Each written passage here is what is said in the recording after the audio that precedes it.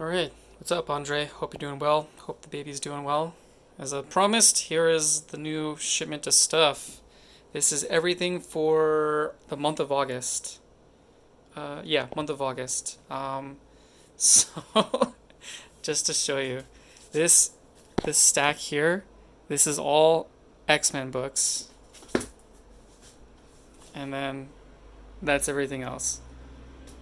On top of that, I still have these X-Men books to read because, as I said, I was missing some of the key issues that fill in that run. But I think now everything's back on track. It should be because they're now advertising the. You can see that they're House of or X of Swords, which is the big crossover happening. Cool. So what came in this month for me? Um, well, as always, previews. But I'll get to that. Never mind. I'm jumping ahead. Uh, Perfect. Adventure Man, issue 3. Good news, Andre. I'm gonna cancel this book. But side note, I'm only canceling it because they're actually gonna start collecting it as like larger graphic novels, and I like that format more. This artist, Dodson, and his wife Dodson, all their stuff they try to do in that like graphic novel format. Very, very smart. Just like skip doing monthlies. Books come out good. Another issue, Low. This book is just back on track. I think they've actually finished this in terms of working on it, so the last few issues should be coming out. It's coming to a crazy head. It's a book I just couldn't miss, actually. The art was so good. I really want more of this Tachini to get more work, but we'll see. Classic, Usagi Yojimbo. Um, yeah, this is still tons of fun. I learned that his little samurai symbol last month is based off a rabbit's footprint in the snow. So I was like, that's pretty cool. Um, I'm gonna grab this one differently because this is the one of the last issues of Sex Criminals, but it's a triple X variant, so I'll keep that safe for work for you. Stray Bullets. These are so far few between, but I'm so glad he's making them.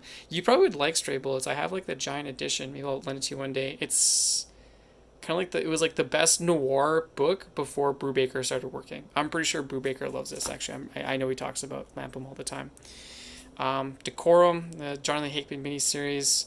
Again, this book is so cool. It's again about these like this female assassin in space, and she's recruited this other woman to her cause. And the art though, this Mike Huddleston is doing the art. Like this cover just doesn't do this book justice. Like it changes like from the coloring to just the styles. Like it's gorgeous. It's just I'm gonna buy that as a collection just so I can like look at Mike Huddleston's art the whole time. It's so cool.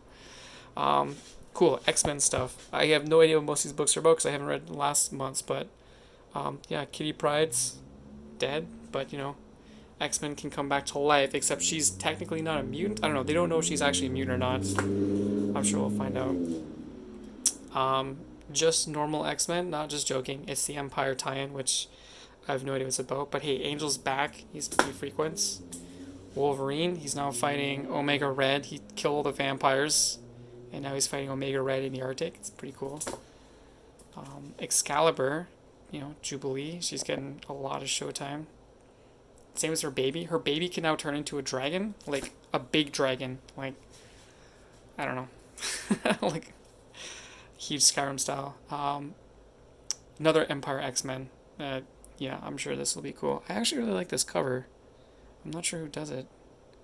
It looks like. Oh, Kyle Higgins. Okay, yeah, it looks like Kyle Higgins. Oh, this one's gonna be fun. Phantom X. He's back. And not just like the crappy version where they split his brains up, like the OG Phantom X from the best Uncanny X Force run. Phantom X is back, so really looking forward to that. And Hickman wrote it too, so I'm glad he's like just given up. He's like, no, no, no. Make Phantom X cool again. Why not? Oh, more Empire X-Men. This whole miniseries is now in my past, or in my collection. I can just read it. Magneto special, all about Magneto and all the, I don't know, stuff he's been doing, I guess. Let's see. Should be good. X-Force. This is actually one of the better X-Men books right now. It's super cool having like, they're not quite like the Uncanny X-Force, like going on killing people, but they're definitely like, they're more like the CIA than they are like a wet work squad. So they're like information, and then they Beast still sends them out to I guess, murder people, but it's not as violent as the Uncanny was. Hellions, bad guys, team of X-Men fighting more bad guys. The Goblin Queen's back, so hey, Jean Grey's clone. Cable. I'm actually was looking forward to this issue because this issue he meets up with Deadpool. You can kind of see in the background there, so it's the first time that Deadpool's met with Cable since Kid Cable came back, so it'd be kind of cool. I'm very curious. There's been a lot of cool stories with those two guys. Real X-Men with Magneto fighting something. His helmet's off. There's blood on it. There's skulls. But hey, it's Kevin Hickman, so it's main book. It'll be good. X Factor, still haven't started in this, but it looks pretty good. You got Dakin. He's got a beard now, so that's cool. I like any book that has this version of Phoenix. I really like Rachel Gray. She's a cool character. So we'll see. Thing I'm really stoked to get, though, Cruel Summer. This is just the last run we saw in Criminal that you've already read, all about the Lawless family. So they've just collected it all together because it's one of the biggest stories they've had, and they're all like super proud of it. So it's actually pretty boss to get it all in one spot. What's really cool, there's a great letter back here from Brubaker. He's talking about how just like why they collected this like they did, and not just like in a giant criminal book. Because they do have a giant criminal book coming out of Volume 3 that collects pretty much everything else that's not in the Volume 1 or Volume 2 that I have, and then excludes this. That's okay. It's actually pretty big. Pretty thick. No cool like inserts or anything like the pulp book had, but they did include all the covers, which is cool. I'll flip to the back. Oh. No. There we go. So yeah, we got some of the covers. Oh, that ending, dude. I was just flipping through. I was like, oh, right. That kills them. They also, what I like is these are like from the single issues. They rate essays in the book. In the single issues, you don't get the essays, but you get like Sean Phillips' art. And like, man, if they made some, this is like posters or something, like, these prints, like this one, I really dig this one. I would love to get this as like a big print. Like, yeah. That's some of those cool sketches.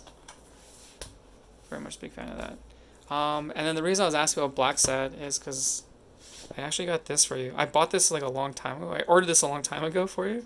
And then I realized, oh yeah, you actually grabbed one from Molly. But this actually has all the books in it. So you got, it's the collected stories. So you can kind of see, sorry there. You can see from the beginning, it's got Somewhere Within the Shadows, which I think is the one you have. Arctic Moon, Red Soul, Silent Hill, Armorello, then a couple short stories. The short stories are actually pretty cool.